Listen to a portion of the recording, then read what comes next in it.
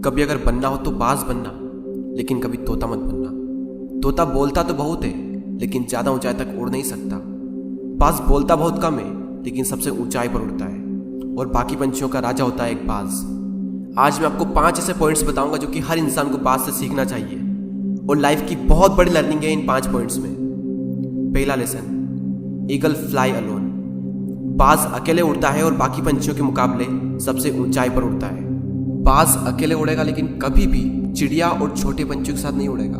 बाज हमेशा या तो बाज के साथ उड़ता है या फिर अकेला उड़ता है, और इस समय यह सीख मिलती है कि छोटी सोच वाले लोगों से हमेशा दूर रहें और अकेले रहो, क्योंकि यही वो समय है जब खुद को जानने का असली मौका मिलता है।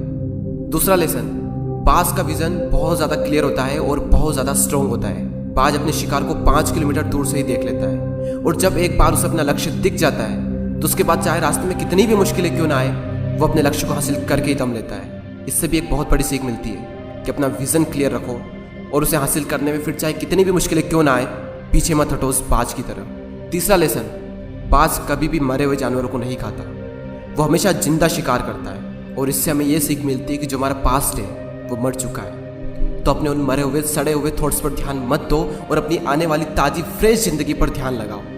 अपने पास्ट की पुरानी यादें जो तुम्हें तंग करती है, उन्हें वहीं रहने दो जहां पर उसकी जगह है, और तुम्हारे पास्ट की जगह है तुम्हारे पास्ट में, उसे वर्तमान में जगह मत दो। क्योंकि एक बार अगर तुम्हारा पास्ट तुम्हारे प्रेजेंट में आ गया तो तुम्हारा पास्ट तुम्हें कभी प्रेजेंट में नहीं रहने देगा। पास्ट में तुम्हारे साथ कितना भी बुरा क्यों ना हुआ हो, वो सब यादें, वो सब थॉट्स मर चुके हैं, और उस बाज की तरह बनो जो कभी भी मरी हुई चीज़ों को नहीं खाता। चौथा लेसन, जब आंधी तूफान आते हैं तो बाज बहुत ज़्यादा एक्साइटेड हो जाता है। जब बारिश होती है तो सारे पंछी छिपकर बैठ जाते हैं, लेकिन बाज को बड़ा मजा आता है। जब तेज हवाएं चलती है तो बाज उन हवाओं के सहारे और तेजी से ऊपर की ओर उठता है, और ऊपर उड़ते उड़ते इतना ऊपर उड़ जाता है कि बादलों से भी ऊपर पहुंच जाता है। और इससे भी एक बहुत बड़ी सीख मिलती है कि मुसीबत में मजा ढूंढो। और नेपोलियन हिल ने एक बार कहा था कि हर बड़ी चुनौती अपने साथ में एक बहुत बड़ा अवसर लेकर आती है। तो उस बाज की तरह तुम भी अपने अवसर को पहचानो, और जिस दिन तुमने अवसरों को पहचान लिया तो सारी मुश्किलें तुम्हारे नीचे होगी और तुम उन मुश्किलों के ऊपर होगे। फिफ्थ लेसन, बाज अपने घोंसलों में से सॉफ्ट घास को हमेशा निकाल देता है, ताकि बाज का जो बच्चा होता है वो उसमें कंफर्टेबल ना हो सके।